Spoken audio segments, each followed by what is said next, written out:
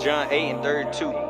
And you shall know the truth, and the truth shall make you free. And the truth is, no matter who you are, no matter where you from, no matter what you're going through, God can bring you through it. So stand up and declare that you definitely gonna make it. And there ain't nothing but the truth, the whole truth, all truth. Yeah, that's right.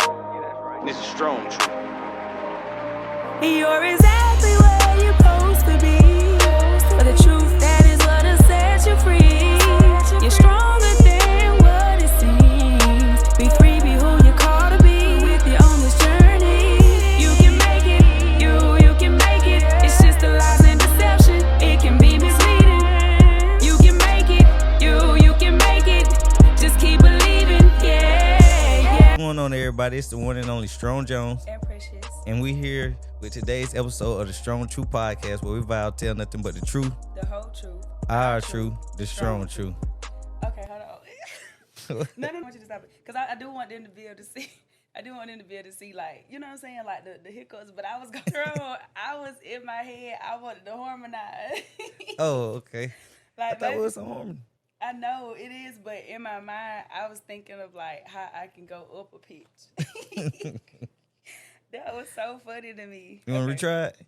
retry? Like with a pitch? Yeah. All right, let's see, 'cause I want to see what you're talking about. Wait. Okay. What's going on, everybody? It's the one and only Strong Jones. And Precious. Wait, and Precious. And we're here with today's episode of the Strong Truth Podcast, where we vow to tell nothing but the truth. The whole truth.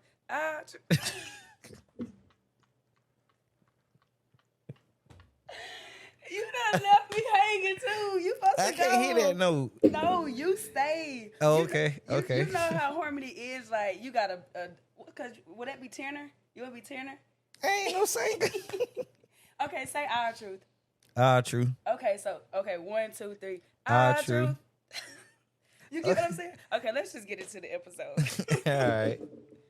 Yeah, Pret wanted to sing today. I'm sorry, y'all. I'm sorry. But that's my thing. I like to sing, y'all. That's one thing y'all to learn about me. I really do like to sing. I done got better at singing too.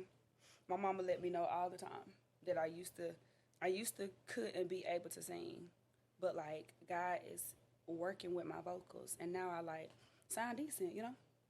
I'm talking about some sound decent. The girl can sing. Y'all hear the theme song. That's Precious on the vocals. But let's go ahead and get into this episode.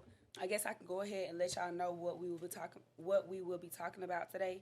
And today we're basically just gonna let you guys know about our walks with Christ and how we surrendered, what made us surrendered, what made us give our yes to the Lord Jesus Christ.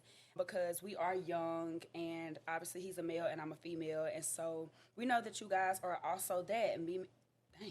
Male and female, so maybe in this way y'all can relate, or y'all are trying to understand if it's y'all's time to surrender or whatever the case may be. And we just want y'all to know that we are also human. You know what I'm saying? We don't get it right all the time, but we definitely have been somewhere before we got to where we are. And that's kind of what we want to talk about today. So Strong, I want you to kind of, if however far you need to go back, let the people know, how did you know that you were a child of God, or how did you know that you should surrender, or when did you know was the right time for you to surrender, to give your yes and all of the things? That's a good question. Take your time. Yeah, I would say, well, I want to break them down the way you asked them. Okay. With being a child of God, I mean, it was kind of just beating my head, because coming from a church-going family, being there all the time, it's like you hear it all the time. So I knew I was a child of God, but the second part of when I knew I guess when I gave him my yes, or when I knew it was time to surrender, is because I was tired of like life kicking my butt. Like you doing everything you can do in life, and it's just like things just not right. I don't care how hard you work, things just don't like align. And it was just like, why aren't they aligning? I had to realize like something got to change. And of course, you know, like, especially if you was raised in the church, like, you know, okay, God calling me. You know when you're running, you know, like things like that. And I knew I was running, like, and I wouldn't even say I was running fully. Like, I just knew I wouldn't give my total surrender. Yeah. But yeah, I knew I hadn't gave my total surrender. So I got, I just finally got to a point where it's like I got to give God my total surrender. And of course, in that time frame, usually that's you're in your isolation season when that's going on or whatever. And I went through mine just like anybody else. It was actually, to me, seemed like a couple of years, but What you mean, couple years? Your isolation season? mhm, Okay, so your isolation season lasted years. yeah, mine to me, I'm approximately say like about 2.5 years. And is it just that, like, where you just feel isolated from everybody? Or can you elaborate on that? Now I ain't gonna say I felt just isolated from everybody. Okay. I just knew who, like, at the start of it, I didn't like in the isolation season. God started cutting off people and things and stuff, and like just really getting me to a point where it was.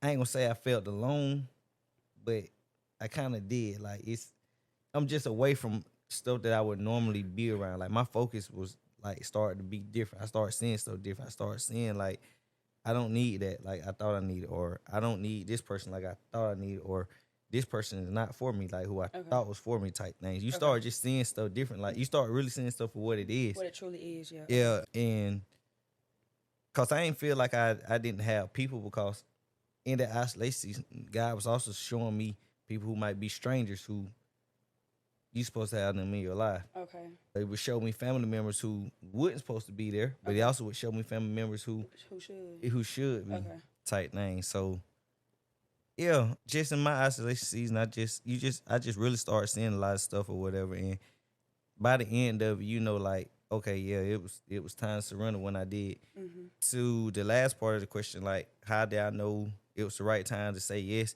I don't think you gonna ever know when to say yes, like, Okay. because it's not really a right time. Because God calling all the time. Yeah. It's just like, when are you gonna answer? Okay. You feel me? When you gonna answer? Yeah, like He always calling. Wow. He ain't gonna force nothing on you. Like Wow. you can anybody, any point in time, even as we speaking, as our fans are sitting here watching this, like you can go get in up to yourself, really get in your heart, because it's not that hard, not like people think. Like you can really get in your heart and really mean it, Yeah. and say, God, this is my yes. Yes. And I promise you, stuff will change. Like, and you'll feel it. Mm-hmm. You might be in your room, you might be in your car, you might wherever you are listening to this. Mm-hmm. If you sincerely mean it in your heart and get your mind there, Mm-hmm. get your mind there. Like, okay, I'm finna really say this yes, and then really mean it in your heart, because that's what God look at.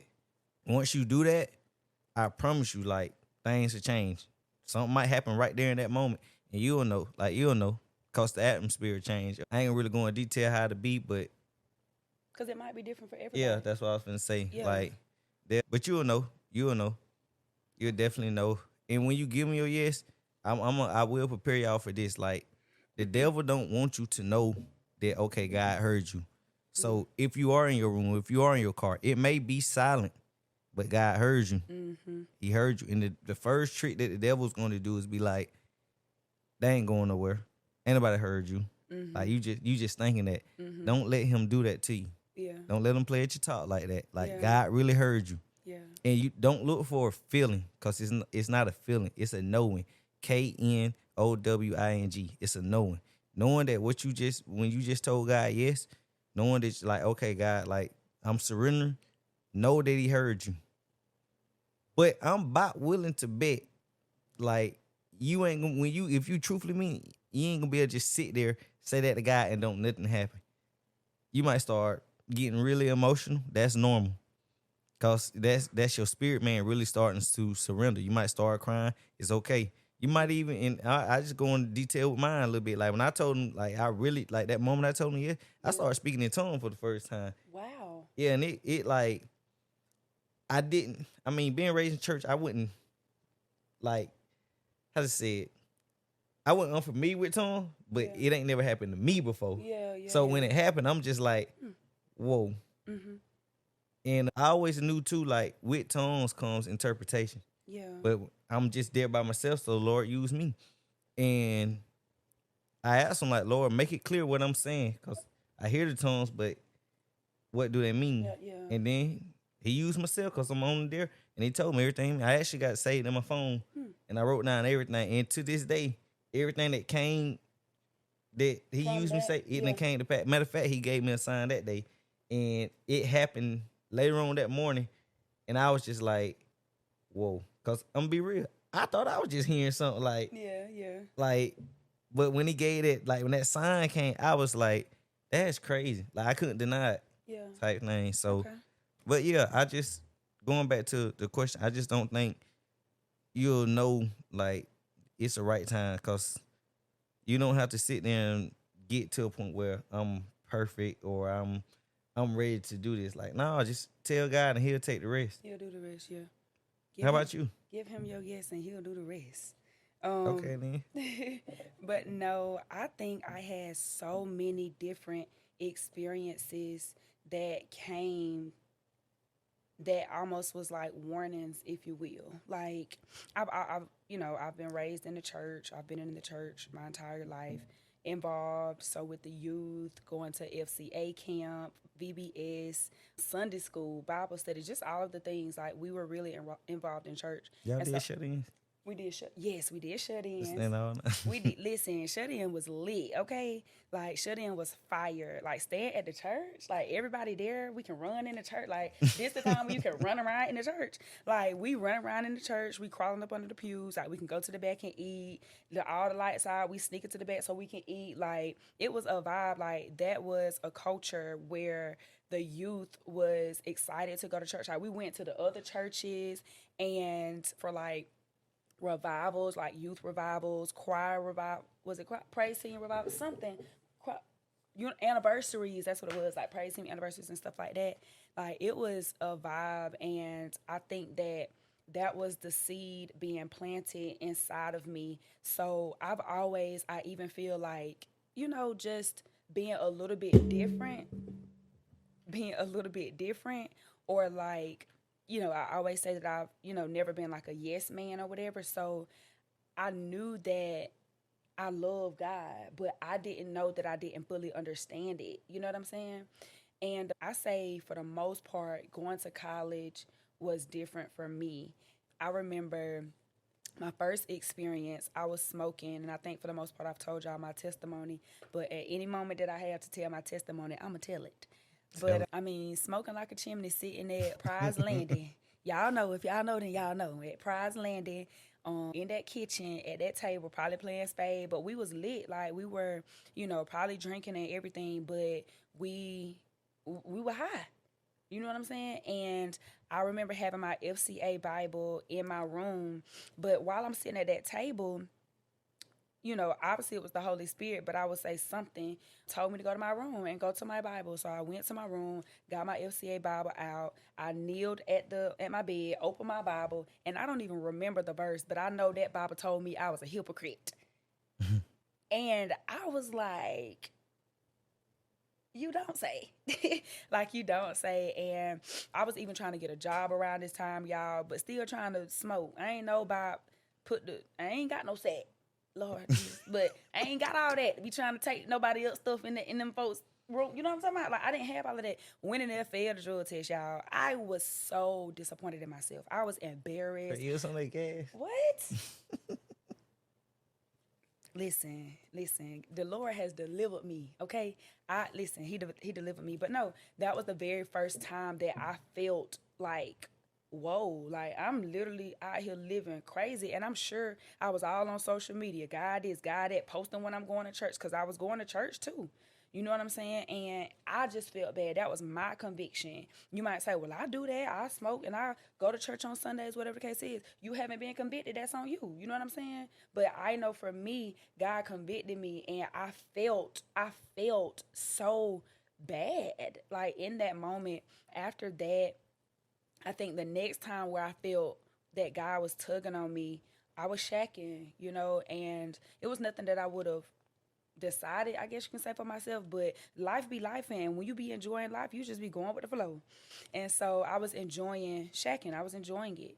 And I remember so many times I kept hearing that verse, set aside your wicked ways, then can I heal the land? Or you know what I'm talking about? Mm-hmm. What's that verse? Let's find it real quick for the people. That's 2 Corinthians 7:14. It says, if my people, which are called by my name, shall humble themselves and pray and seek my face and turn from their wicked ways, then will I hear from heaven and will forgive their sin and will heal their land. So many times we want to repent, but we want to keep doing the same thing. And so what he's saying is, once you, if you saying that you a child of God, if you going and saying Jesus, that God, that head of my life, this, that, and the third, all of the things, but you still in your wicked ways, you still treating people nasty, you still lying, you still out here living the life that doesn't align with God's will, it says, humble yourself. It's not about you. It says, and pray, because sometimes it's hard. Like, it's hard for us to turn away from doing things that we're comfortable doing. It's hard to turn away from things that feel good, because you got to think about going out with your friends, y'all lit, y'all having a good time. Like, that's a vibe. You know what I'm saying? So you don't want to turn from that. It says, and seek my face. It said, and turn from those wicked ways. It says, then will I hear from heaven and heal the land. So I think for me, I kept hearing that. And I kept feeling like something was missing in my life. And shortly, I probably heard that about 3 times before I actually made some type of move. And I think my move back home, it was one of the most prepared for moves that I've ever made. I never did, that wouldn't have been my choice to move back home. But I had to move home. And in moving home, it was the lowest place I've ever been. It's the lowest I've ever been. I've been low before, even before moving back home. But when I moved back home, I'm like, oh yeah, God, you got my undivided attention. No job, no money, well, I can't say no friends, but I wasn't around any of my friends for real. So it was just like, it's like that isolation season that Strong was talking about. And I went through this isolation season for almost 2 years as well. I went through it for a while. And I just felt like that's what God wanted me to do. Even in that, the next question was, how did I know that I was a child of God? You know what, that I didn't even understand fully until well after I surrendered. I gave God my yes, but I didn't surrender. I told God, you get what I'm saying? Most definitely.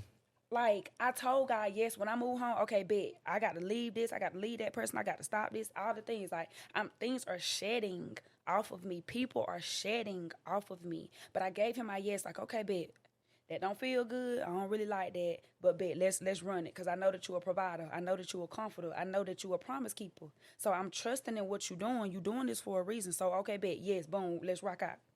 But then I still had things that I had to deal with, the forgiving, and I held on to. I had stopped smoking. I tried to be bigger than the program. I said, I ain't gonna smoke then, because it helped, because I was also trying to learn how to be my own feminine, if that makes sense. I was a tomboy growing up, so I was used to that. So I wanted to create my own feminine, right? And so I didn't like how smoking made me feel. Like, I feel like I could still smell it.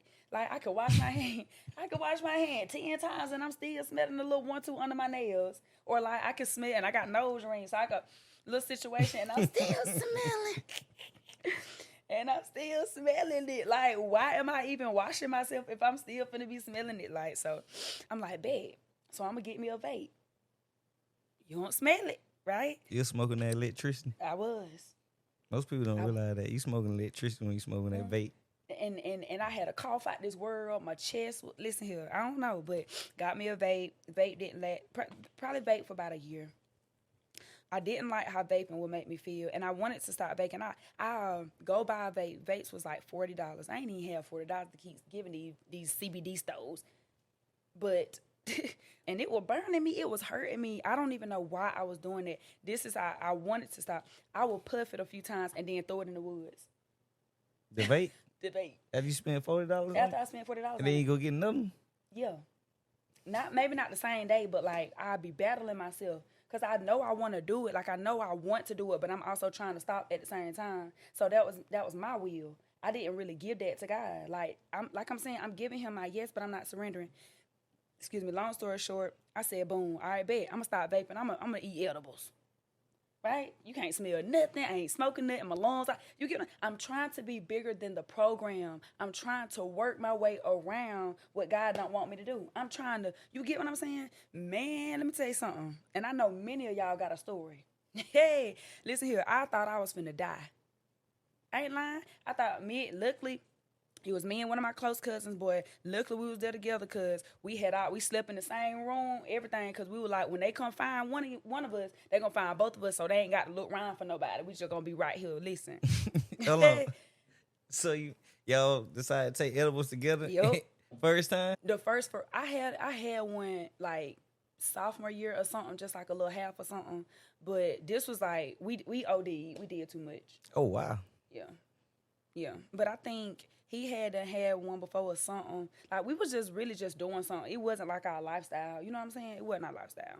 And yeah, both of us that day we vowed. The Lord woke us up that next morning, and y'all know it'd be funny after the fact. You know what I'm talking about? And we cried, laughing. We prayed the night before, everything, y'all. And I feel like that was the last part of me. Like, okay, God, you literally can have everything. Like, I surrender my entire life to you because I literally thought I was about to die last night. Like, and it just got realer and realer. Is that a word? Realer. We're going to use it today if it ain't. I think it's a word. But yeah, and then I remember literally surrendering, y'all. Like, you can have all of me. Whatever aspect of me you want to have, you can have it. I even got baptized again. And the reason why I got baptized again, I say this because people say you shouldn't get baptized. People say you only need to get baptized once. Well, I don't even remember getting baptized before. My mama told me I did, but I don't remember it. So I need to get baptized in my right mind, in my big girl mind, because I don't remember getting baptized. And I knew that was like my covenant to God. Like, this is my agreement to God. This is our relationship. Like, I need to be renewed. And so that was my reason for getting baptized. And just all of that journey, y'all, like, I needed all of that. I promise if I could have, I probably would say, the right thing to say would be, yeah, I wish I didn't have to go through all that. Like, I wouldn't have wanted that. I wouldn't have chosen that. But all of that is why I am who I am today. For real. So did I answer all the questions? Yeah. Okay. I know I went for a little minute, but yeah. I got a question. What's up? I got a couple actions. Let's talk about it. So, I know you talked about, like, when you was, like, I guess you was smoking, but you was still going to church. Mm-hmm. And can you talk about the part of, I guess, especially if you was raised in church. So I feel like you, around that time, you correct me if I'm wrong, I feel like you were going through the motions because that's just traditionally what you was taught to do, go to church. But yet, you haven't fully really got the relationship with God like you needed to. So can you talk about how that is being, I guess, familiar with church, but not really having a relationship with God, like, and how that changed? Literally what you just said, like just going through the motions. I think that it's like in the back of your mind, because the word says train up a child in the way that they should go. So it's like, I know what I was trained to do. Like, I know that even going to church, like even Bible study, Sunday school, like they're instilling the word in you. But if you don't even have the mental capacity or the understanding of what they even talking about, then it's just words. You know what I'm saying? And so it was some things that I still questioned, that I didn't understand. So I knew that I loved God. I knew that I knew God, but then it's kind of like, did I really love him if I didn't really know him? And I don't know. It was definitely just me going through the motions. I think it didn't really. One thing I did always hold with me is that he saw everything, he knew everything, and all of the things. So it's just like, I reverenced him still, knowing like sometimes I'll be drunk or high or in the midst of about to smoke or whatever, and like I'll just feel like he's watching me. Like, I will feel it. But I think when your last question was what? Just basically talk about like being familiar with being in the church, but with the church, but not necessarily having a relationship with God type. And then when did it change? Yeah, when it changed. And then even how I knew that it changed. I think that just realizing, it's almost like I look back over my life. I look back at like how my life was when I was younger and going to church. I look back over my life. There was times where I should have been dead. Like, literally, should have been times where I should have been dead. And just thinking about the fact that I'm still here, like he keeps keeping me, that he must love me enough to make sure that I'm still walking this earth. situations that should have took me out mentally, or just dealing with different situations, I just felt like it had to be something. It had to be somebody who's keeping me. And to learn his character and what he's all about, I knew it was nobody but God. So I guess starting to understand, and later understanding for myself. You know what I'm saying? Like getting into the word for myself, even starting watching sermons for myself, taking notes, like studying the Bible, not just reading it, and really having a relationship with him where it's like I'm crying out to him, like literally wanting to grow that relationship, and him downloading and revealing things to me. So it was that for me. What you say? For you?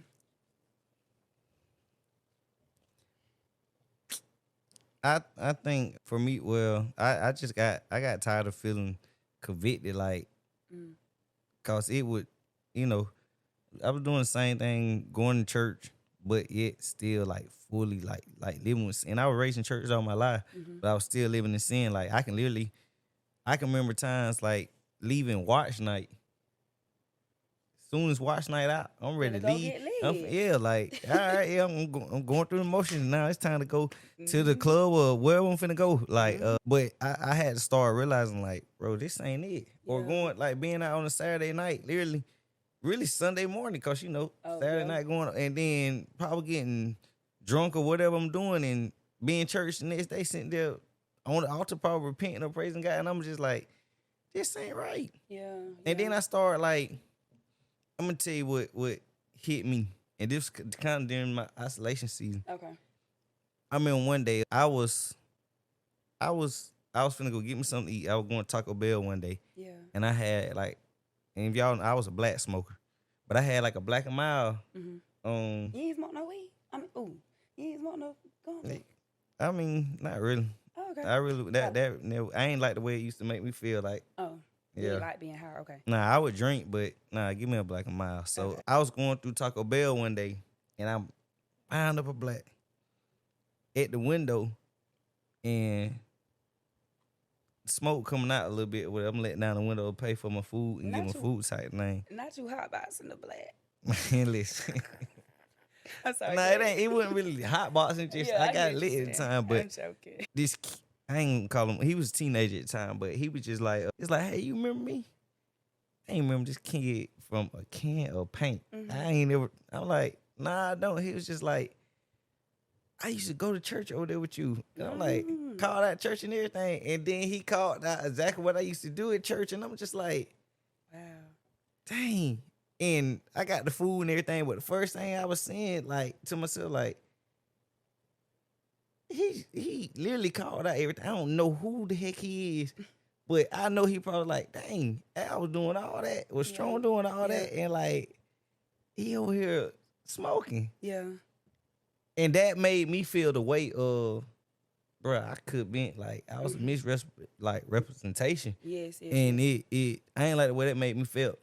Yeah. Now it's like, you know what, like you got to hold yourself accountable more, because that I don't know what, to this day, I don't know what that could have done to him. You feel me? So that was just one incident. That's was good. like, where I had to realize, like, nah, bro, like, I had to make a decision, like, bro, just like stop playing with God. Yeah.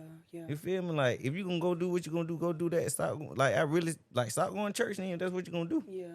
Going out there and do, like, really what you want to do, if that's how you gonna do. Like, don't play it, God. Yeah. But just like most of us, I was just doing it because it's tradition at the moment in time. Like, I was raised in it, so it's like, yeah, I don't want to not go, cause I know grandma gonna get mad, or it's just something, you get what I mean, type thing. Talking about after, like, even after you was in the house with them, like after they were making you go? Yeah, I'm grown I'm grown at this point, but it's just like if you know me, I don't too much care about a lot of folks' opinion, but how my my heart, like I can't break that heart. So it's like, I know how she would have looked at me, like, you feel me? Cause that's like a slap in her face, like all this hard work I did to help raise you, and you get what I mean. So when I was just going through the motion, that's literally what I was doing, type thing. Okay. But yeah, that's mine. Okay. I do want to ask you a question, and you said you got a few questions. I got a couple of them. Okay. But I did want to ask you, did you ever feel like because we are Christians, right? Did you ever feel like you didn't want to be a Christian, or you didn't want to classify as a Christian, or you didn't want to be in the same category as a Christian? Did you ever experience that? Yeah. Okay, can you tell us why? And what I'm finna say, this gonna be a strong take. I kind of feel like that even now, Okay, and I'm gonna tell you why. okay, I don't like the term Christian or church person nowadays because the stigmatism that's on it. I want to be known that I'm a part of the kingdom of God, and by God, the one and true living God, Jesus Christ. yeah, Like, I don't necessarily like the Christian thing nowadays because the tag that's on it. yeah, yeah. Like, no, I ain't no Muslim. No, I ain't no. I don't believe in raw or any of them other type of, like, I can go down the line. Like, I'm a believer of Jesus Christ. Yeah, I'm a child of Jesus Christ, yeah, and I'm part of the kingdom of Jesus Christ. But I don't really like the term Christian because of you got so many false prophets and so many false people that's attached to that now. yeah, yeah. And it's like I don't want to be known as that. I want but like y'all, because they playing. Yeah. They playing in folks' faces. They playing on God's name, and like that's dangerous to do. You feel me? So yeah, to this day, I don't necessarily like that. Like, now I'm a child of God, Yeah. of the one true living God. So that's what I like to be classified as. No, I agree, and I think a lot of people are in that space. It's such a tough space to be in when you're literally trying to live like Christ. Like, you're literally being intentional about asking God to change you, or your yes, or your surrenderance. It's like, and you literally see people playing. Like, when I always tell people, when I was a child, I was a child. Like, I was not that. My mama did not play. You sit up here in grown folks' business. You do not sit up. Like, my mama did not play that. So, like, how kids now grow up fast and all the things. And the reason why I'm saying it is because, like, you have people who they're misrepresenting, but they're also not. For one, they're not training up children in the way that they should go. We start there. And I think that with me, it's like I'm older now. So I'm seeing adult-like stuff now. I'm seeing grown people stuff. And it's like, I'm saying, I thought that when we was a child, we did that. I thought when we was a child, we talked like a child, we act like a child. You get what I'm saying? And so when we become an adult, we put aside those things. So I'm trying to figure out, how are we That's all... a scripture, right? Yeah, that's a scripture. That is a scripture. Is it Matthew something? 8 and something? I don't know. I think it's Matthew. Nah, I think that was Paul saying that. So is that what, Rome? I don't know. Let's figure it out. Oh, I know a little bit about it because I literally just made a video around that, and I posted it on my Facebook. But the reason why I'm saying that too is I thought we were reading the same Bible. I thought we believed in the same. Oh, you want to cut it? So it's 1 Corinthians 13 and 11, and it says, when I was a child, I talked like a child. I thought like a child. I reasoned like a child. But when I became a man, I put the ways of childhood behind me. And so in that moment, learning that verse. First, what does that verse mean to you? Simply. Mature. Yeah. Just as you get older, learn to mature. Yeah. Like, yeah. In that video, even that I was making about the Bible speaking of us being perfect, it's just him telling us to mature in your Christianity, or in your walk with him. If we're saying that we're children of God, or whatever the case is, it's like we should be able to see your fruit. You got a whole garden, but we never get to see the cucumbers. We never get to see the tomatoes. We never get to see the strawberries. Every time we come around, it's still just sprout. Like, it's still just it came from out the ground, but it's not. We can't see the fruit. You get what I'm saying? Because before it becomes a fruit, it be something like, y'all know what I'm talking about. And I just believe that God is really calling us to mature. Like, it's really time out for us just saying we not perfect and we gonna mess up and all things. We already know that. Everybody know that. And I just think, for me, seeing other people, other Christian people, I started getting confused, y'all. That's what I don't think people really understand. Like these Christians who's not in the Bible. Because if you in the Bible, you know that in Genesis it says, in the beginning was the Word, and the Word was with God, and the Word was God. So every word is breathed by Him. I said something wrong? No, go ahead. Oh.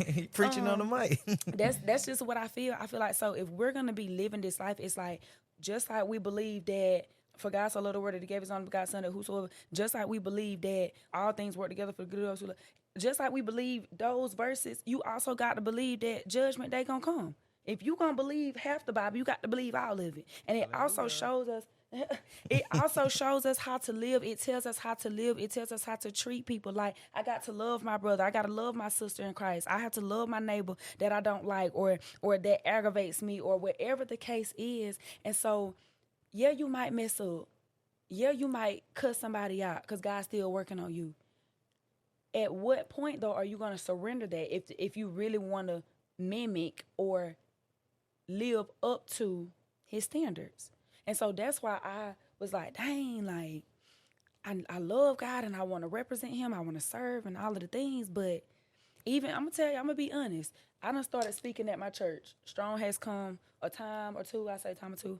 And a couple of my other friends have come. Let me tell y'all, to this day, I ain't no preacher now. And I'm speaking. People say, yes, I'm speaking. I'll correct people real quick.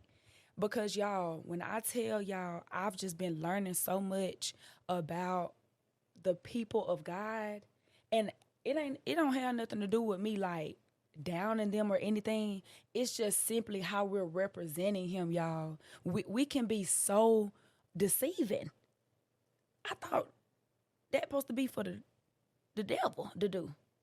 But we, as children of God, we have been deceiving the people with the way that we've been living.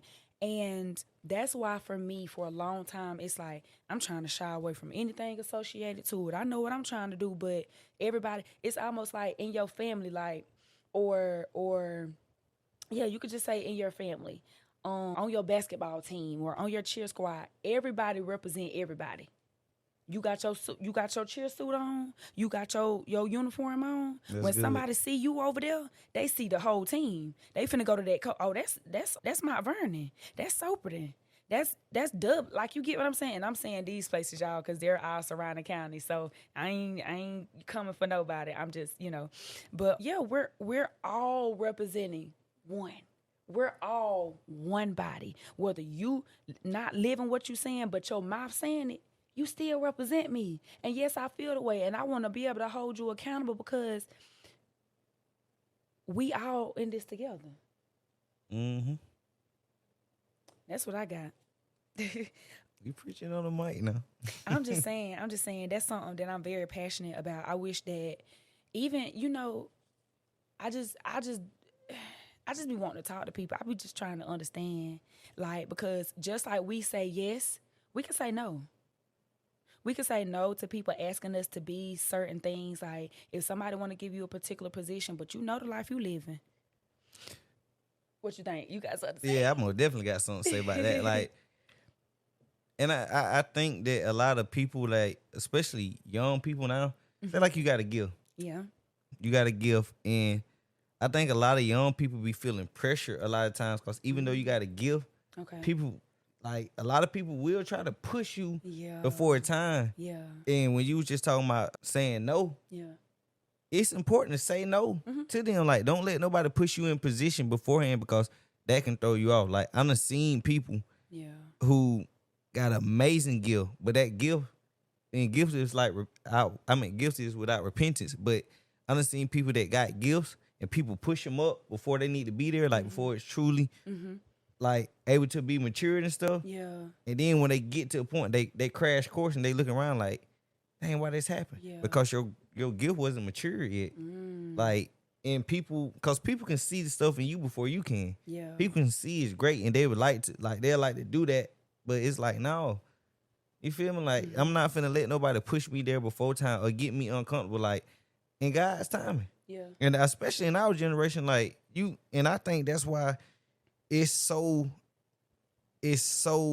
many people represent him because they haven't been mature fully like they supposed to. They haven't been taught like they supposed to. Or Go Go ahead. ahead. I don't want to cut you off. Like a lot of people want to, especially like people want to preach. People want to have a title. People want to do all that type of stuff, and it's just like, no, like, just say this. Somebody that done been prophesied to, oh, you gonna be a preacher. Guess what? As soon as they told that, next week they somewhere preaching. Yeah. Bro, ain't no way. Yeah. Bro, you ain't learn how to serve nobody because being a leader, you not really like a true leader is truthfully serving people. Like think about in the kingdom in the old days, the king really is subject to his citizens. Yeah. Because he got to serve them. He don't get no rest. When you go home and you go to sleep, he got to worry about this border around here, the neighboring countries, making sure that nothing is fin to try to come attack us. He got to worry about stuff that you ain't got to worry about. So you truthfully always serving. Yeah. You feel me? Like you never get that time to really rest. But yeah, like don't let nobody push you into something that you're not ready to. You know, take your time with stuff. Yeah, for real. And like it's okay for you to do that. Like it's okay for you to not be ready for something. And I think, like you said, our generation may feel pressure in a way. And I think honestly it stemmed around sin. Would you say that? Like where that's why a lot of people say all the time that, well, I'm not perfect. I think that they feel pressured because they think that you have to stop something at the snap of a finger. Like just cold turkey. Yeah, cold turkey. Yeah, that's not the case, y'all. And I think it's great that we're even telling our stories because it was a journey. It was a process, like years of getting it wrong, like years of it. And so I think what had to change is our heart posture. Definitely. I say all the time, like we, with my smoking situation, I knew I didn't want to quote unquote stop smoking because I was putting it on my calendar when I was gonna smoke again. Like, yes, I had stopped. I smoke every single day, but I go 2 weeks without doing it, and I felt good in those 2 weeks. Like, okay, bet I'm doing better, which is better. That is better. If you can be some form of discipline, God is with you. Because for you to be stopping something that you enjoy doing or that you've been doing for a really long time, it's hard to break habits. It's hard to break habits. But if you trying to break a habit, but you already got the habit on the calendar down here, you don't want to stop that habit for real. I want to say something on that. Like, just talking about, breaking habit. Because say like people who smoke, people who drink, maybe cussing, maybe you lie, this and that or whatever. Yeah. Say you, like, a lot of people don't be being truthful with themselves. Yeah. You feel me? Yes. Like, I'm going to tell you, like, I ain't never told my part about what helped me stop smoking. Okay. And if y'all know me, like, I was a bad black smoker. Like, I used to smoke, like, at the height of it, I was smoking 2 packs of black. That's 10 blacks a day. I was destroying these lungs. Jesus. Like, because I'm a truck driver or whatever, so, like, of course, you on the road, playing that music on the 8, and you ain't got nothing but highway. And on that interstate, I'm finna fire that black up. Yeah. So just hitting them back to back. Yeah. But what helped me really stop, I remember one day, and this is my exact conversation that I had with God, and I'm gonna tell y'all why I'm saying this. I told God, I was like, look, God, I know I need to stop smoking, but I don't want to. You want me to tell you why? Because I enjoy it. You enjoy it. And I wasn't finna sit there and lie to God about it. Like, I enjoy it. I don't want to stop this. You want to do it. Yeah, like, I want to do this. Ain't no shame. I love smoking these black. I like the feeling it give me. I love it. You was telling your truth. Exactly. Wow. That's the point I'm getting at. Like, you got to be truthful with God and be truthful with yourself. Yes. So this is what I told him. I was like, I want to do this, but I know I need to stop. So guess what? If you want me to stop, take it away from me.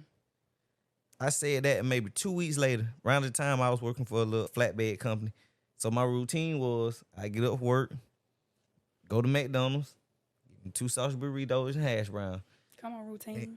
And then I go get my Black and Miles, get ready for the day. So I'm 8, headed to work. After you eat, you want to smoke type thing. Tight jump. So I did my little 1, 2, and 8. It's time to hit that black. Yeah. I fired up, smoke it. Like, I smoked like half of it, but this time, this junk was so different. Did you used to freak yours? I'm sorry. Oh, yeah, most definitely. Okay. Yeah, I was plastic tip, Got type add- thing. okay, Yeah, okay. Take a little filter out or what's the little brown paper? They said the council Yeah, the paper. little council paper, whatever. Still killing yourself. Yeah, yeah. But yeah, so I'm gonna smoke about half of it. But this particular day, as I'm smoking, I get this piercing headache. Like it's like the best way I can describe it. Imagine somebody getting, the little train track things, them big old pins or whatever. Like they hit down to hold the train tracks in. It just felt like somebody was getting something hammering into my head. Yeah, long yeah, story yeah, short. yeah. Like I get this piercing headache, and I got this urge to throw up. So I'm like, it might just be something wrong with it black right here. It's still, I only got it from the corner store anyway, the little Indian store. So it's like, it could have been sitting there for however long. Yeah. So I throw it out, and I got this urge to throw up. And I do throw up. But mind you, I just got through eating 2 sausage burritos and a hash brown. But what I threw up was, and this is I don't care what nobody believe in or not, I know what I saw. Yeah. This water right here, what threw up, like I threw it was clearer than this. Wow. Like it was just this liquid, just clearer than this. And it came out and I threw up in the McDonald's bag type thing. Yeah. And it's like I heard guys say everything it touched, throw it away. So I got the whole bag, threw it out. But me, man, I'm just hearing stuff. It's just that black. I'm finna fire up another one. Hard headed. Man, so I get another black, fresh one now. Do a little freak one too. And I try to smoke it. This time, this piercing headache get even harder than what it was. Like my head thumping. Got the urge to throw up again. You ain't have to tell me twice. I get the whole pack of black, both of them, and I chump it out the window. That was August 1st, 2022. And when I did, I haven't picked up a black amount of smoke since. And I ain't had the urge. Like, he cold turkey took it away from me. Yeah, yeah. Because I meant what I had and said to him. Like, God, I ain't want to stop it. Yeah. But if you want me to stop it, you got to take it You from got to me. take it away. And he literally did that. Like, Wow. and so now, like, I can be around it. Somebody can fire it up. Like, I got certain friends that still smoke or whatever. And I go around them. And the best way I can explain this to you is, like, it ain't piercing, but I get, like, that little thumping headache, like, right there. Yeah. And it's like it's a reminder to me, like, better not go do that. And since then, like, I ain't desired to smoke or anything like that. And I said all to say this, like, be truthful with God. Yeah. Like, really walk in your truth. And that, like, our theme verse is John 8:32. And the truth, you should know the truth, and the truth shall make you free. So when I walked in my truth, it made me free. Yeah. Wow. I didn't want to stop, but I knew I needed to. Whoa. So when you do that with God will change. I don't care what you're going through. God will change it for you. That's so good. But yeah, that's my the 1, 2, whoop, whoop. Little woo woo. Okay. No, I love that, and I feel good because I was actually truthful with God literally just this week. Like, you know how you want to live right, and you want to live right, and so I was trying to say things the right way, like knowing that I'm supposed to live this particular way. So like, yeah, God, I'm not gonna do this no more. This is just not what I'm gonna do, whatever the case is. And I was like, you know what, God, I want to do that though. But I want to do that. I miss doing that. And I felt like, okay, like you know my truth. And so even with you saying that, like, it's so important for you, because he's sitting there like, girl, hush, you don't even mean that. Not that I want to do it, but me trying to say the right things, me trying to show up this way that's really not my truth, because no, your truth is you want to do that. You want to go there. You want to be that person. And if you want to, that is okay. Tell him that, because he knows already. He wants you to confess it so that he can work on that. Why you laugh?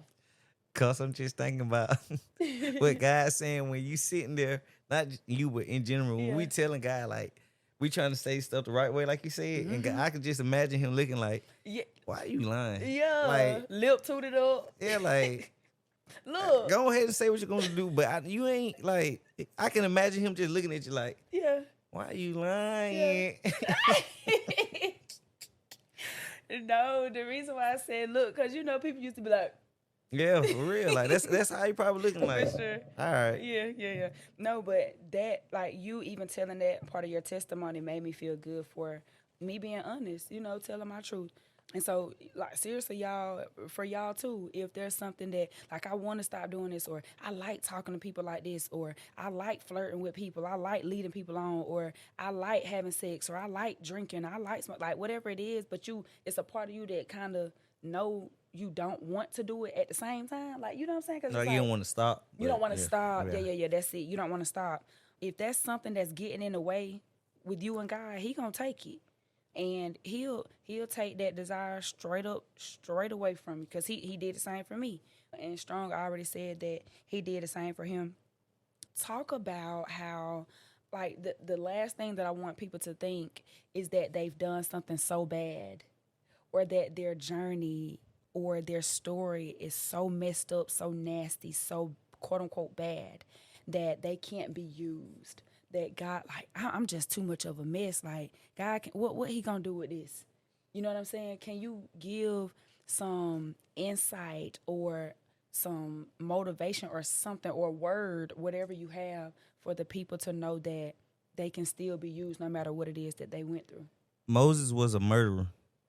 Moses literally killed a man, but God allowed him to actually see. Like, this, the only truthful thing in record history that we know that somebody actually got to see God. He didn't, like, I don't know if he actually got to see his face, but I know at least got to see his backside. Like, he actually got to see God. Was that at the burning bush? Yeah, and on Mount Sinai. Yeah. He would go up there, like, when the 10 Commandments, when God, like, made the tablets and all that stuff, he would actually get to go and talk and see God. Like, to the point where he was in his presence, like, literally in his presence, that he would have to have a veil on his face. Because his face, like, the people couldn't take looking at, like, because he was literally in the presence of God and actually seeing Him. Wow. But think about this. This man a murderer. When he was in Egypt, he seen how the Egyptian was treating one of the Israelites, and he killed the man. And that's when he went off to the wilderness. And when he was out in the wilderness, guess what? That's when he saw the burning bush. So if this man a murderer, like, in today's society, does anything get worse than being a murderer? Right. And God will use him? Didn't He also use a prostitute? Yeah. What's that? Is it Rahab? Yeah. Yep. Rahab. I mean, we got plenty of examples of Saul. Before God changed, Paul, but God changed his name from Saul to Paul. Right. He was killing God's people. So he was literally murdering people. Like, if God can use murderers, He can use you. He was also condemning the church. He was also, like, against the church. Yeah, he was literally, you talk about God, I'm taking you out, like, I'm assassinating you. You feel me? But then he has become be known as one of the greatest apostles ever. You feel me? Yes. So I don't care what you done. Man, listen, I'm finna open my book. Man, listen, I done stole cars. Nobody know. Strong. Okay. I done stole cars. Okay. People don't know about that. Well, some of my clothes folks, I done stole cars, crossing state lines, going type stuff. What? The only difference that I ain't ever get caught, and that's because of the grace of God. Matter of fact, I'll give y'all that testimony. Okay. I'm in Virginia with a stolen car, get pulled over by the police, just know it was over. Wow. I knew it was over. I'm finna go to jail. I hadn't already got my mind. I don't know how I'm finna explain this, but I'm already getting ready, like, let me see how in the world I'm finna explain this Monday, because this who finna have to come get me. Police go to the car, run whatever he run. He come back, give me my license, have a nice day. I'm sitting there like, he looking at me crazy, like, cause I'm looking at him like crazy, cause, like, you finna let me go? Yeah. In this round time, I ain't where I need to be. I'm thinking I'm so slick. I'm thinking I'm just, but now I realize, like, no, that was God. That was God covering me.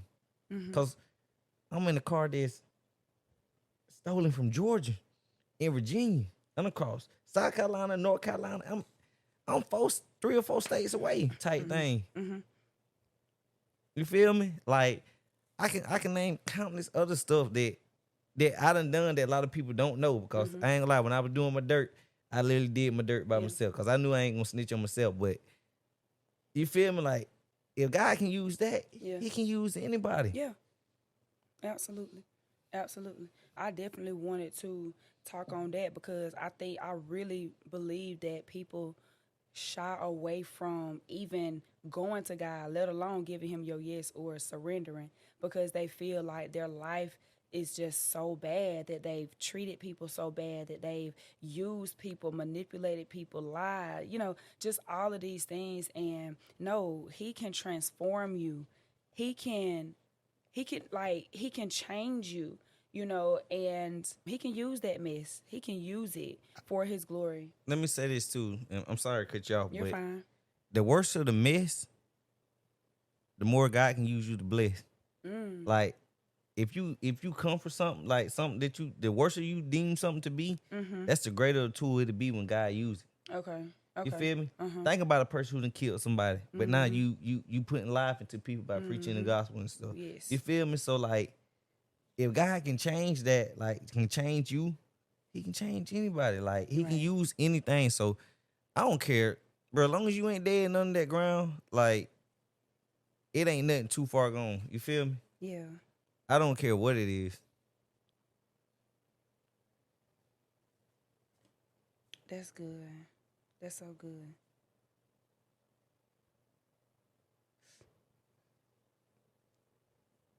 What you got? 'Cause I had a question for you. Oh, go ahead. No, but you ain't finished saying what you was just finna say. Oh, what I had said. Bring it back to it, Lord. Bring it to me, Lord. What was it about? What you was talking about?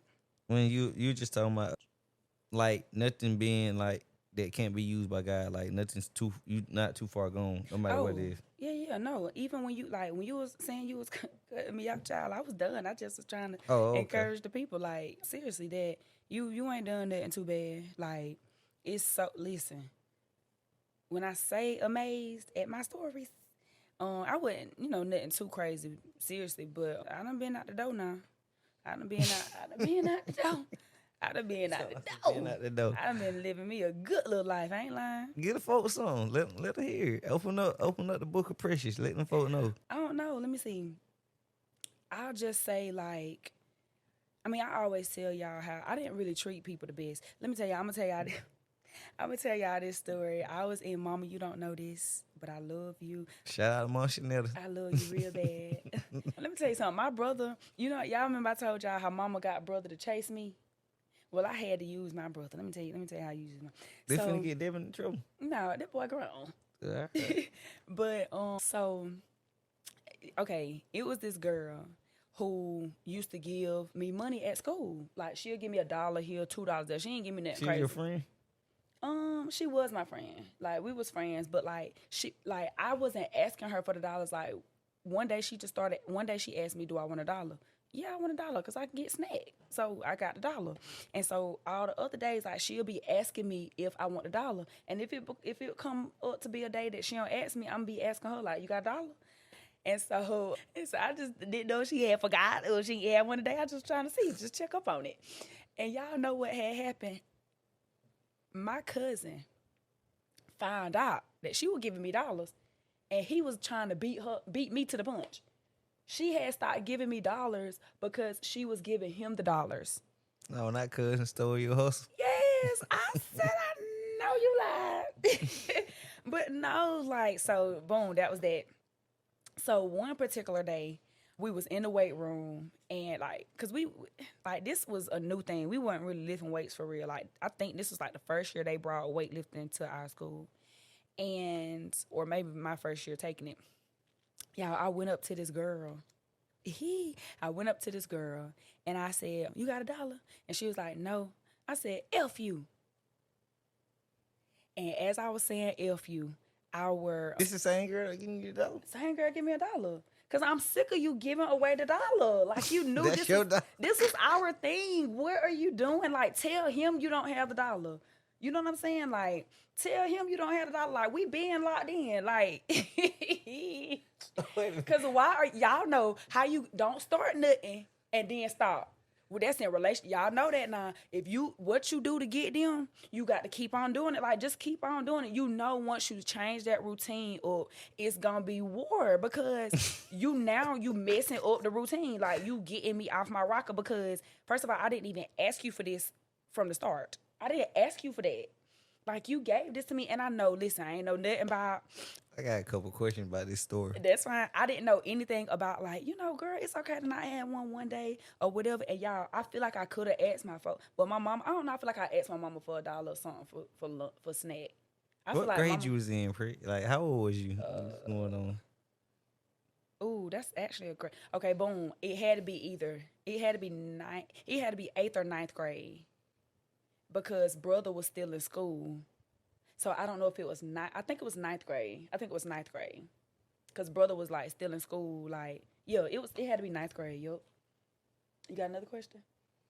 No, that I was finna ask you somewhere about what 14, 15ish. 14. Yup. All right.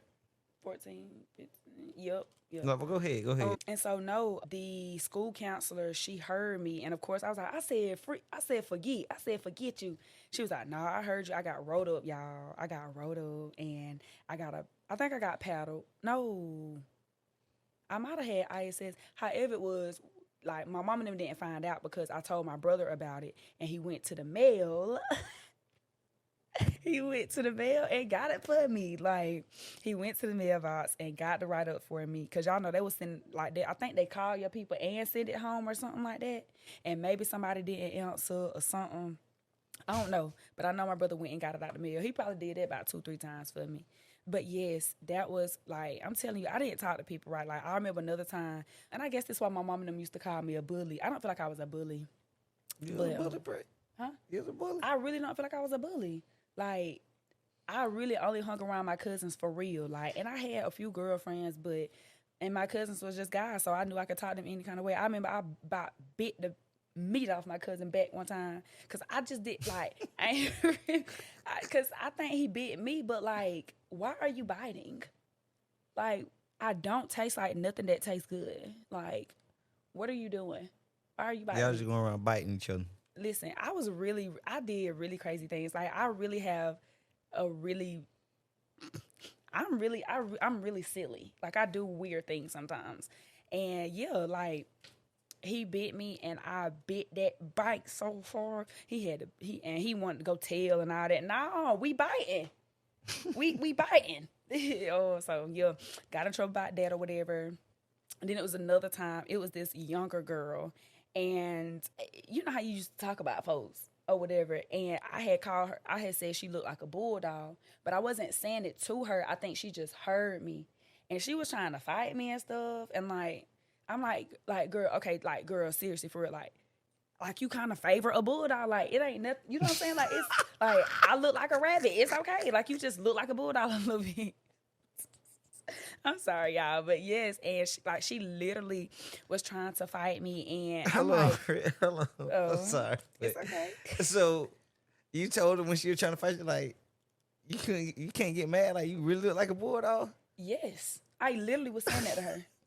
I don't know, like, yeah, she kind of validate one, like, you just told that girl to her face. No, like I'm saying if she, like. And I get it. Obviously, it was wrong. You know what I'm saying? Obviously, it was wrong. But, like, people talked about people all the time. Like, I mean, it wasn't like I wasn't telling the truth. It was just mean.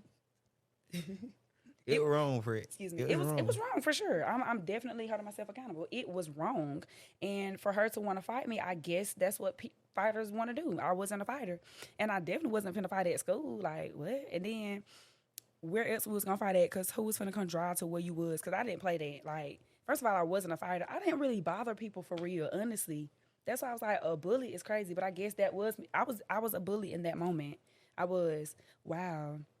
Like, I was a bully in that moment, but I wasn't, like, bully all the time. You get what I'm saying? Like, I bullied her, but I wasn't a bully. Does that make sense? Mm-hmm. Okay. So that's why I be saying all the time, like, I haven't always, like, treated people well. I haven't always talked to people right, all of the things. But yeah, even outside of that, I feel like I'm gonna just say this. college was lit for me. College was fire for me, and just the and smoking was a big thing too for me in college. Like it wasn't nothing to match up. Like it was nothing to match up. I talked to a good bit of guys. Like that, like my friends would say like that I was a player, and I mean, if you want to be real, like it's like as a female, it's not hard to talk to a guy.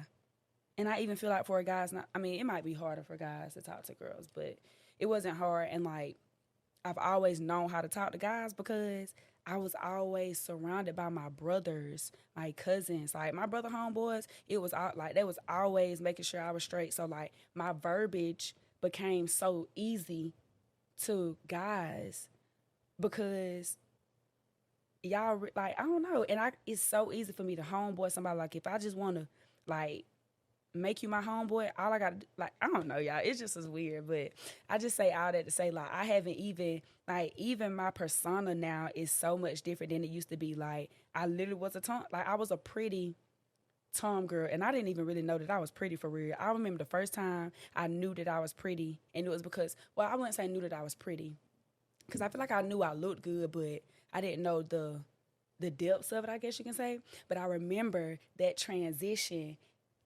that I was experiencing from like the change. I had and honestly, this was my first time experiencing an isolation season in college. And I remember because I used to go sit in the old gym. Y'all know I'm a hooper, so I go in there. Spruce. Huh? Spruce gym. No, Ain't not that what they Spruce. call No. Like the old gym, like where everybody went in and hoop. I think they called it something. That ain't what they called it. Not the HPE, the newest gym they got built, but the one down there by Boyd. You remember Boyd? I don't remember all the names. So I just know Spruce because I used to have to go. You back used to there. party. No. Oh, that's what we partied at, was Spruce Gym. Yeah, I know, but no. Before I was even in college, I used to go up to Fort Valley. Me too, yeah. My mama had me in boxing, and my trainer used to take me there. Okay. But no, this was like just a regular gym next to Boyd, like the old gym, hot gym.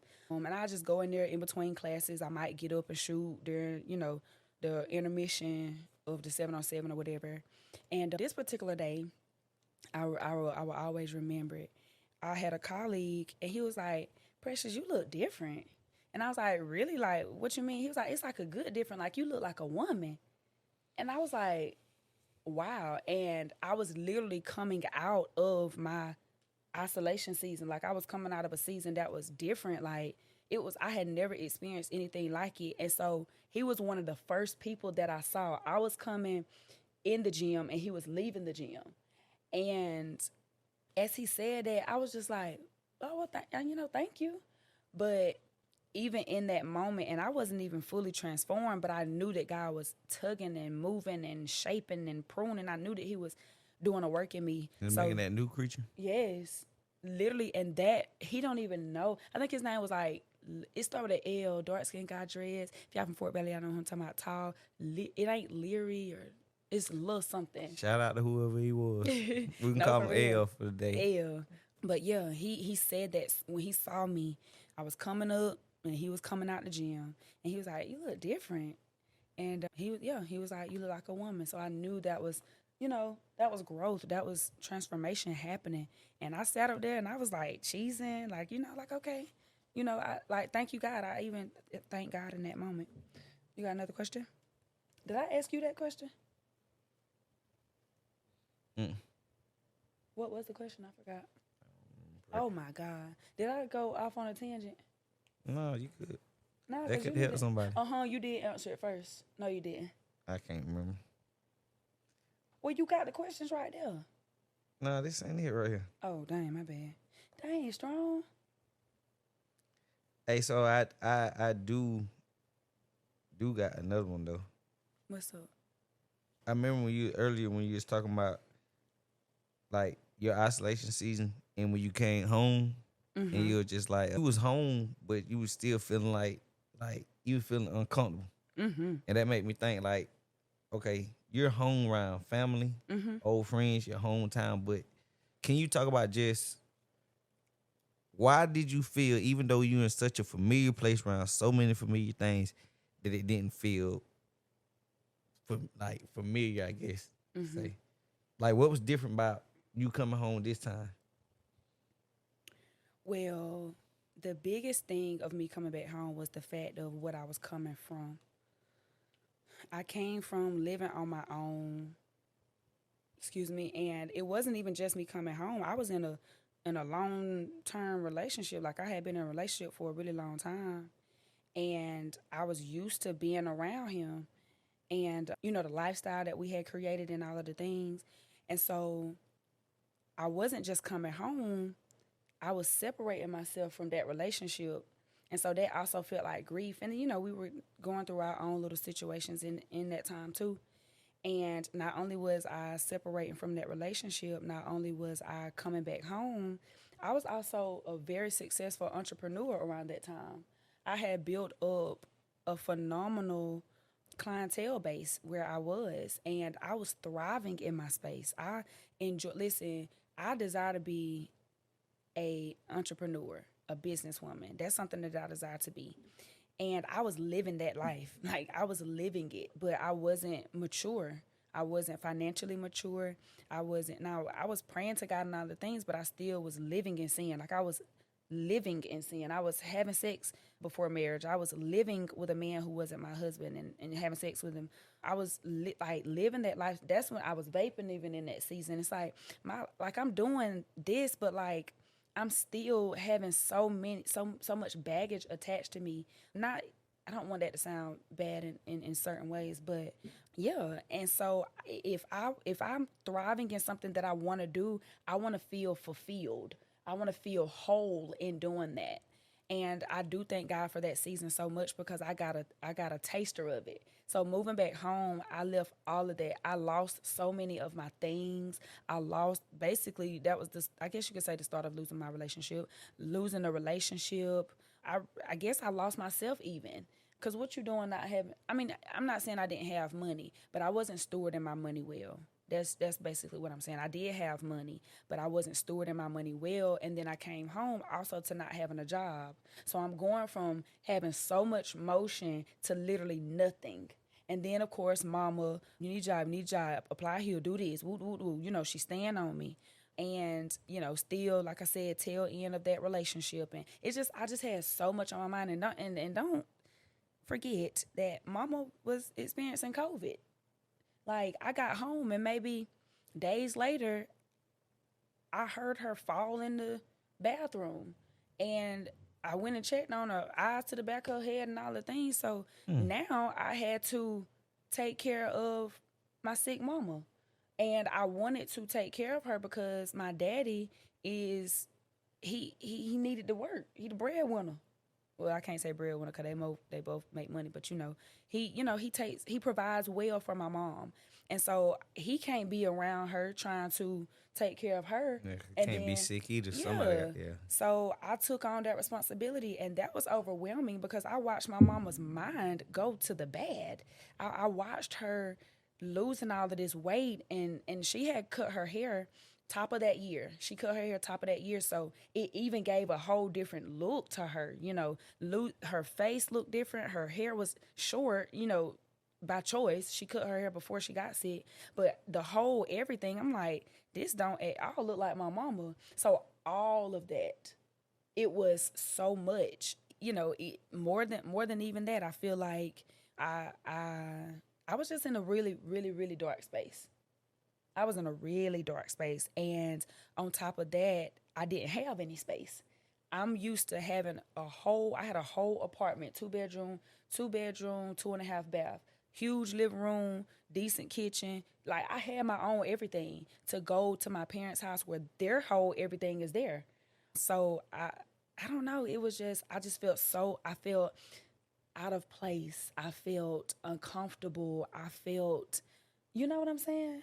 So I don't know. That's what that feeling was though. That wasn't around any friends. Barely can contact my friends. My phone was off. If you didn't have no iPhone, you probably ain't talked to me for a good year and a half because if I wasn't around Wi-Fi, my phone didn't work, and I had to sacrifice that in order to pay. Listen, one thing about it, I kept my car and my insurance. So if I didn't pay anything else, I paid my car note and I paid my car insurance. But shoot, my mama them right here. If I need to talk to my brother and his wife and my nephew, well, my mama got a phone. And then my boyfriend at the time, he had an iPhone, and so, I was like, hit that iMessage. hit that iMessage. Listen, my friends didn't understand. That's why that email was popping up. With no service. With no service going on. You know what I'm saying? So, I ain't even had no number. It was just precious underscore. But yeah, that's what that season was like. That season was tough. And let me tell you something.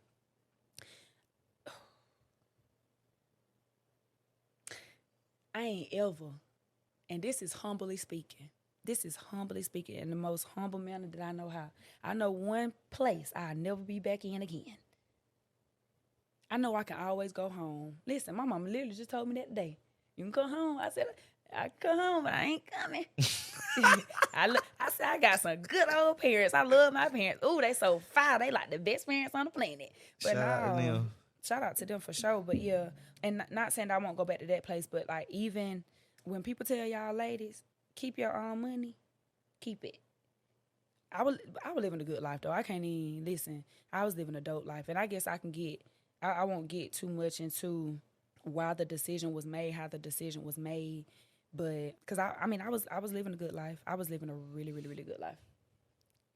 I asked that question, and you said two things, and I'm glad you said like it's the reason why I asked. Yeah.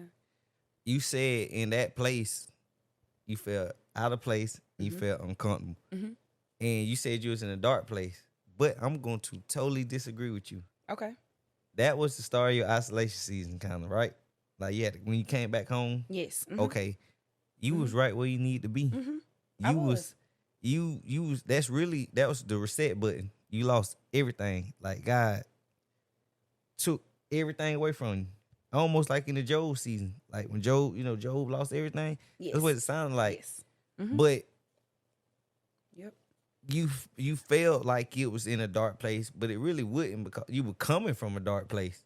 But you really had just gotten the start of the brighter place. You just didn't know it because you was in darkness, and now your eyes open. So guess what?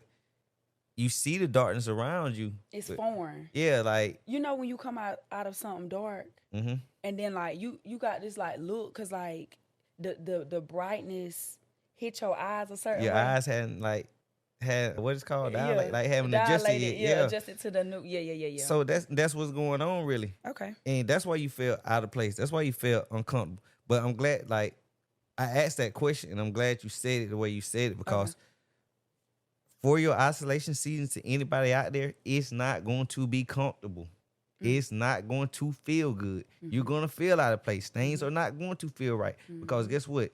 You're going to want them to feel a certain way because, like Fred said, you coming from this, you used to this, you used to that. You used to having your own money, you used to having your own spot, you used to having your own person. Like you used to having all these materialistic things that we think matter, and guess what? They don't.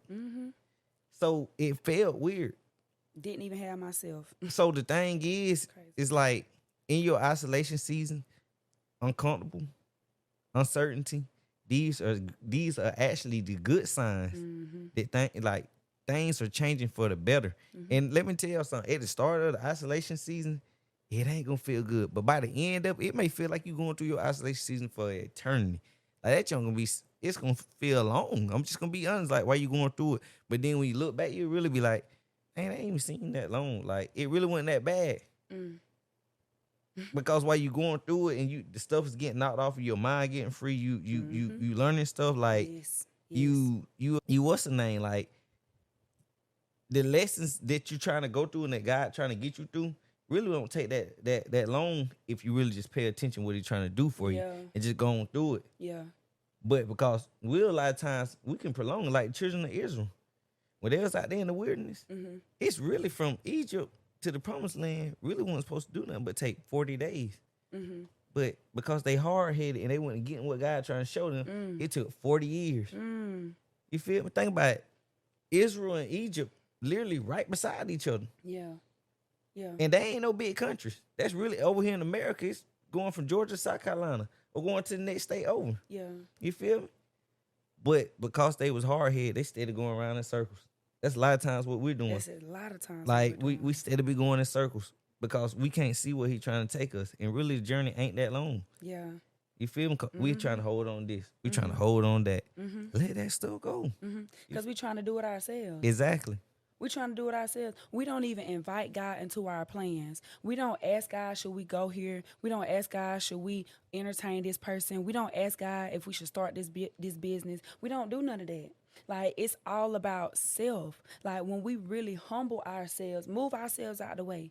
When people say God is the head of their lives, what that's meaning is before I do this, before I do that, before I say this, like, people aren't even asking God to do things anymore. People aren't reverencing God. They're just doing whatever and then putting God's name on it. God ain't told you that. God ain't told you to do that. You did that because you wanted to do it. You did that because that's been something you've been wanting to do for a long time, whatever the case is. We've been missing the most important ingredient. But then at the end we want to call it a pound cake. You ain't put the right ingredients in to get what you want, and you want a pound cake, but you ain't put. And I don't even know how you make no pound cake. I probably should. You probably should have used something else. I don't know. Never. You look over here. I do not know the first thing about no baking no cake. Look, I can say brownies. I know how to make some brownies. You want to make some brownies, but you ain't ever got the brownie mix in there. You got the eggs and you got the eggs and you got the oil. Mm-hmm. And it don't take and you ain't got your little tablespoon of water. But you got that, but you don't even have the brownie mix. Like, how you gonna have brownies without the brownie mix?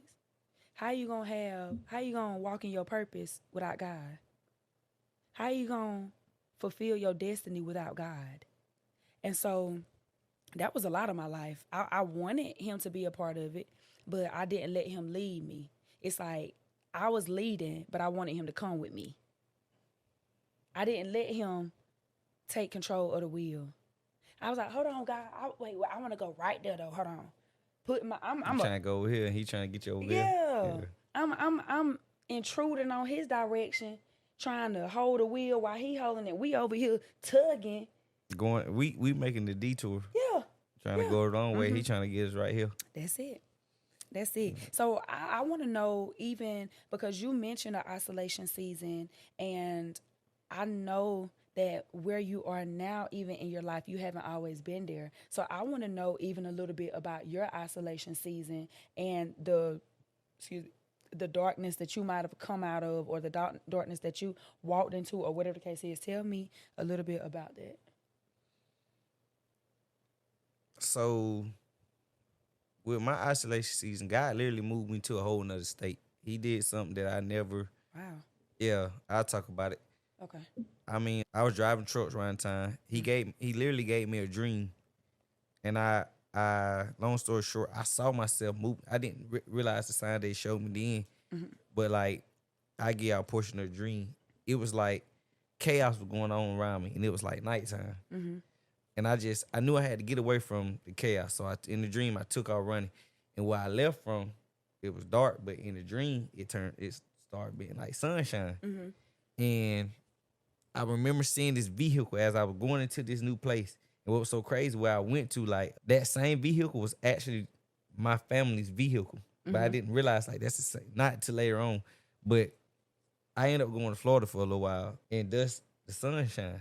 And the dream went from darkness to sunshine. That would let me know, like, I didn't realize later on, but God was telling me, you go into the sunshine state. Okay. But long story short, I had a job opportunity with Disney. Like, Disney, Okay. to go drive and all that stuff.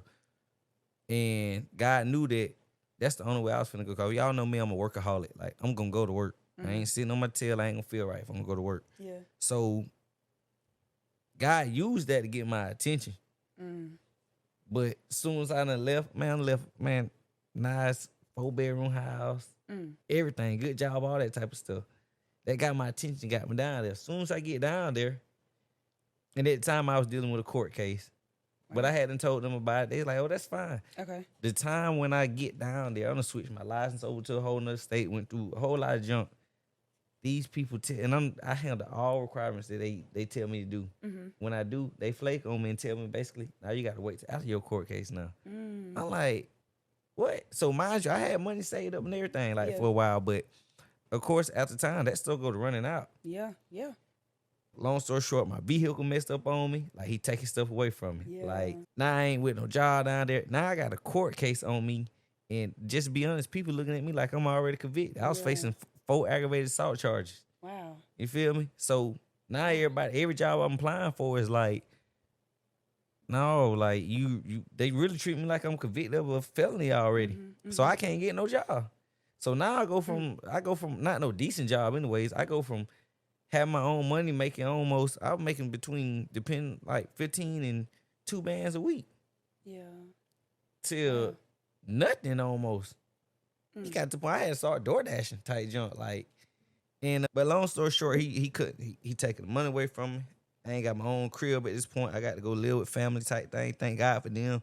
But during the isolation season, that's what I was talking about at the beginning of this episode, was like he'll put certain people there. And it's hard for me because I'm so used to having my own. Yes. Now I got to allow people to help me. Yeah. And I was struggling with that around that time because I ain't trust nobody. But on that journey during the isolation season, it wasn't a lot. But the people who was on there knew, like they was already there. And they already knew like I was supposed to help this person on their journey. Gotcha. You feel me? So almost like God had sent them to you. They knew that their assignment. Yeah, they already knew their assignment. Yeah. And he was seeing signs. Yeah. And it's like I was questioning, but like I had to pay attention. It be the most smallest subtle signs, but if you really pay attention, you can see there's God in. And once you actually look at it, then he'll make it expand, like, and you can really see, okay, this really God. Like it'll get big, but you have to pay attention. Yeah. So long story short, I moved, I went through what I went through the season of it. For about 6 months, man, listen, I went from truck driving to fast food.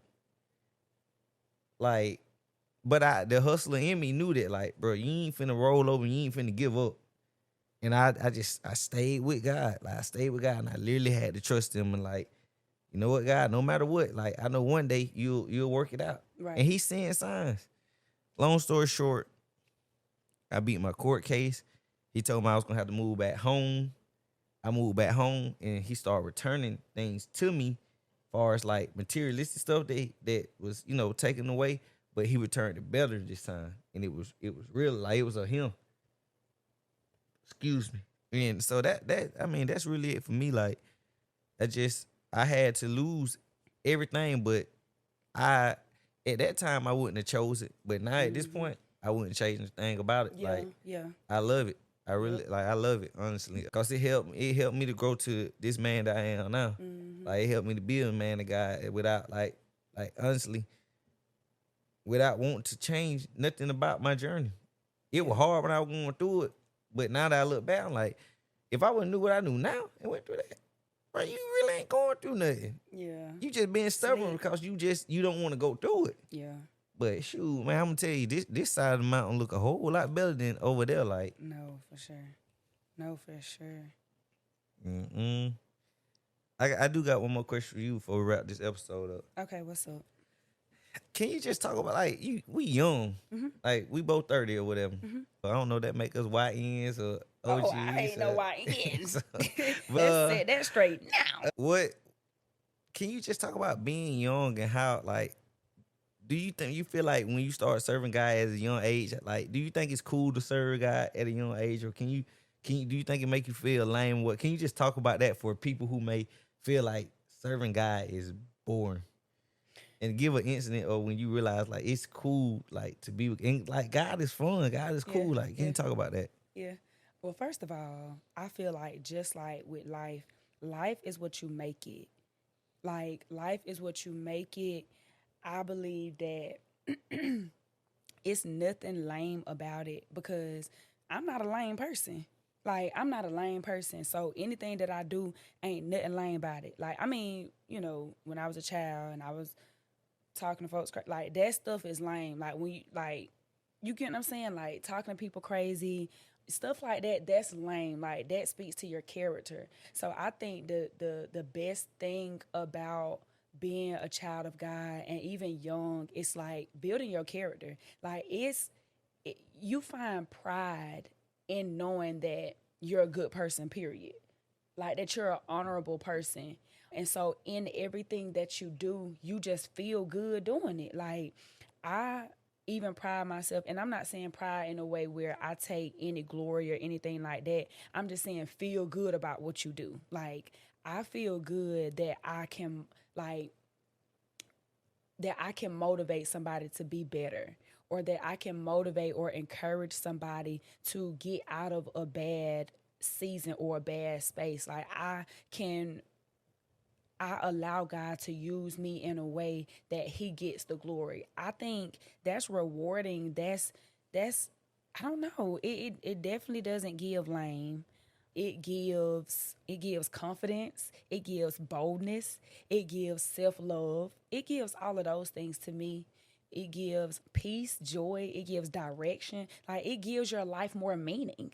Like you think of, and I'm not saying this for anybody to feel less than the life that they're living, because I know when I was once in the world and I was once living a particular way, people had stories about the world, and that's just their story. I didn't get offended, and so basically what I'm saying is when I was in the world, or going out drinking, smoking, all of the things, it's like, okay, and then tomorrow I'm finna have a headache, and then tomorrow I'm finna have a hangover, and then I'm finna say I ain't drinking no more, and then be drunk that weekend. Like it's like what we doing? Where is the purpose in this? What are we getting out of this? And so that's what it like now my life feels purposeful.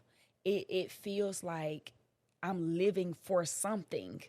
And I think that's dope. I think to know that people look up to me, I think knowing that people can come to me for prayer or for help with stuff, in different ways. I think that God has equipped me for such a time as this.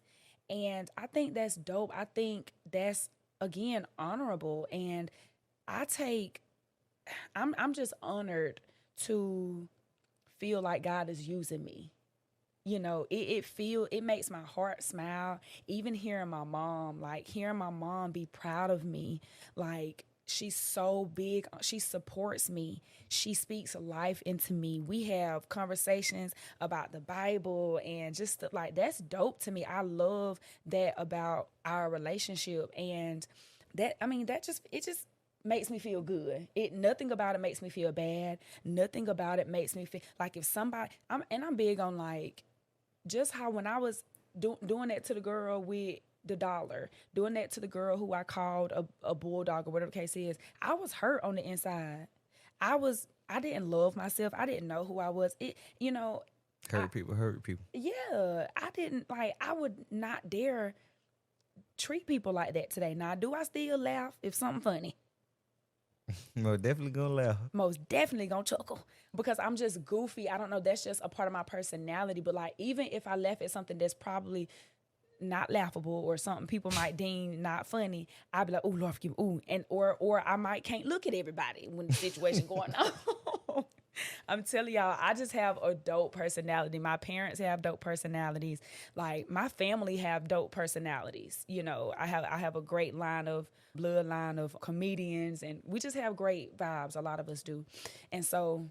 I don't know. I think it's all about the person. It's all about your heart posture. It's all about your intention. And ain't nothing. I love what Country Wayne says. Jesus is popping. I'm on that type of wave. Shout out to Country Wayne. Shout out to Country Wayne. Is this our second time shouting out Country Wayne? I feel like we shouted out. Hey, we gotta get Country Wayne on the show. Country Wayne, you see this? Come on. Listen, you will be the dope. Listen, because he from like Statesboro, Swainsboro, something like that. He from 912 area. Oh, yeah, listen. He out here. Come on, South Georgia. I'm just trying to shoot pie. But no, seriously, I think that it's dope. It's amazing. It's phenomenal. It's fun. I make it as fun as I make it because of my personality. People talk about how I talk. Even when I'm speaking, like the elders be in there laughing. I'm just being myself. And I think even in speaking, I'm like, dang, but I don't have the voice, or I don't have the you know what I'm saying? am weak. But no, you know what I'm saying? So like it's literally what you make it. Like be yourself. And if you don't know, like if you're not comfortable with yourself or you feel like you don't know who you are, that's where you need to start at. You need to heal. You need to find out how you want your life to be, how you want your verbiage to be, how you want your tone to be, all of that, and create it. Create it. I love me. I love what God is doing in me. I love where God has brought me from. So I love the ministry that He's trusted me with. What you say? God definitely. I feel like being with God definitely cool. It don't make you lame at all. I feel like I actually got better. Okay. Because it was always down in me. So when I started embracing it, like life got better for me.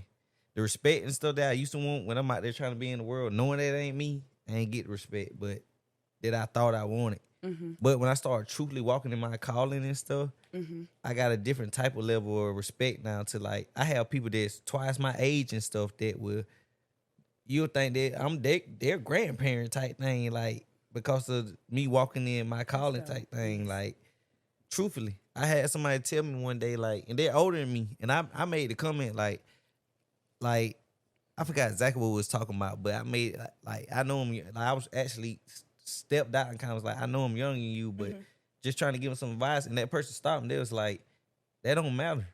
Like, I actually hold your words and stuff to a high standard. And that made me think, like, you know what? Like, you need to hold yourself to a high standard or whatever, too, because you don't know who's listening or who, you know, who actually your words hold weight to type thing. But yeah, just as I start going on journey and stuff, I start realizing God got a sense of humor. God got everything that we have, He got, because we made in His image. But like I really realized God was cool. I'm gonna give y'all this story, and let me say this before I start. Disclaimer. Yeah. I was nowhere where I am now. Okay. So keep that in mind, y'all. it was this time being raised in church. I always would get up and praise God. Like, y'all come to church now, y'all see me. I'm gonna get up. I'm gonna give God His praise. I don't care who around. So I had invited this girl to church one time, and around this time, it's like I ain't finna get up and God no praise, because I thought it was lame, especially as a man. Like, I ain't finna get up. So mess around. She come to church, but the Spirit of God was high in there, and I couldn't contain it. I done got up, I done praise God or whatever. So what ended up happening was she ended up leaving early. So you done scared her off. Listen. So I'm like, dang, I'm gonna weird this girl out. Like, I'm scared off. She done left. So of course after church, whatever, I hit up like, hey, I mean, you straight, you left early, whatever. She was just like, yeah, like everything good. So she was just like, could you come to the house? I want to talk to you. So, oh yeah, for sure. I thought it was a girl finna tell me like, deal with me no more, anything like that type thing. Which we wasn't going together nothing, but we was kicking it. Yeah. I wasn't where I am now, y'all. I'm gonna double down on this. So I get to the house. When I get there, whatever, we just sit there and talk and stuff. She in a little roll. And what I heard surprised me. This girl went and telling me like, I love it that you're a man. Like, you get up and praise God. Like, that's so profound to me type thing. And after she told me that, whatever, she got that robe on. She flashed you? No, she did more than flash me. Like, because of that. She attacked you? Man, okay, I ain't say she attacked me, but what Tommy said off Martin. What he said? I got the draw. Because of that, like, and that just, it blew, like, really, like, that turned her on. Yeah. And it blew my mind. I was like, I ain't like, I called my partner, and I was like, boy, look at here, boy.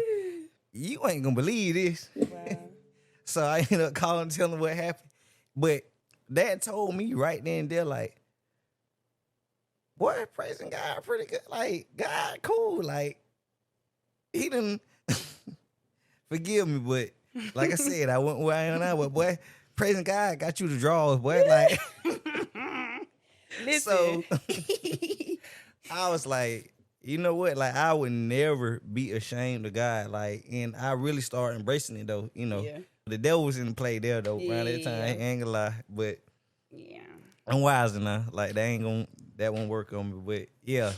So, I knew in that moment, though, like, you know what? Like, it's something about, like, walking and being in Christ at a young age, like, type thing. So, that's just one little incident. And it's just, I'm seeing it now every day. Still to this day, like, I'm just seeing how cool he is, like how the sense of humor, like that's the thing too. God, when I'm talking about when God got a sense of humor, what he do, but I'm saying like when he actually do something funny, you can't start laughing type jump. Like, man, I'll never forget one time I had to go to work and I forgot what happened, but somehow I ain't had no alarm clock, my phone not working.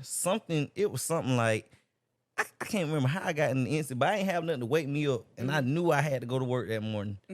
So I was just like, man, did what it is. I literally told God as simple as this, like, Lord, just like, was that something? Something did something. That was loud, but I told God, I was like, God, wake me up on time type thing. So I had a dream, and that in this particular dream, I don't know what was going on, but like, it was simple. But I seen, like, in the dream, I seen my shout out to her. I seen my first lady in the dream. And it was like this girl tried to, I guess she said something to the girl, and the girl got mad about it. And this girl tried to run up and like swing on my first lady. And my first lady got in this position, like in this football position, like a linebacker, and clotheslined her. When I seen that in the dream, I started laughing. But I'm laughing so hard that I wake up like in real life. Okay. And guess what? It was time for me to wake up to go to work. Wow. Like, and so now I'm literally laughing so hard. Like, and I look at time like, God, that's crazy. That is crazy. So he woke me up with a laugh on time. Like, it was dead on time. And I got up and went to work. And that's when I realized, like, God got a sense of humor. You feel me? Type thing. So, but yeah, I just through that, and I got many other incidents just realizing, like, hey, we serve a fire God. Like, this walk with him and this journey, like, letting him use me, it's like nothing that I can explain, really. It's incredible. That's about the closest word I can say. Like, it's incredible. But, yeah, that's all I got for the day, Pret. Like, that's it. A part of me want to talk about something else, but I think we can add it to another episode, so that's good. I think this was a fire episode. Yeah. I feel so good about this episode, and we really hope that y'all can see us for, we wanted to bring y'all our journey so y'all can see how human we are. Like, we've gone through a lot of the same stuff y'all gone through or dealing with now. And we want y'all to see that you can get over it, you can get through it, and you can still be used by God in a mighty way. The things that you've lost, he can give it back to you times 10.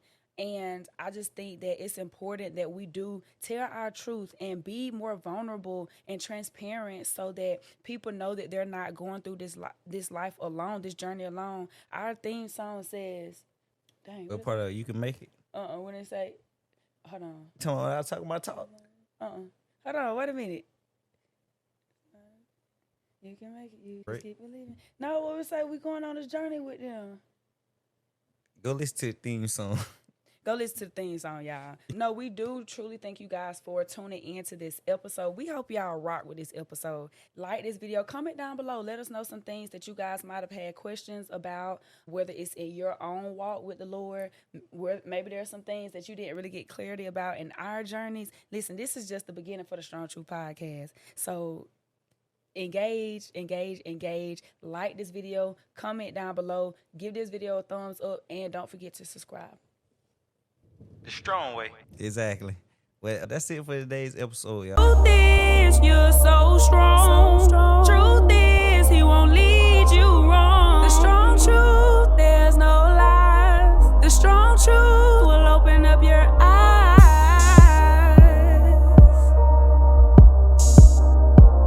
Isaiah 54:17. No weapon formed against thee shall prosper. And any tongue that shall rise against thee in judgment, thou shalt condemn. For this is the heritage of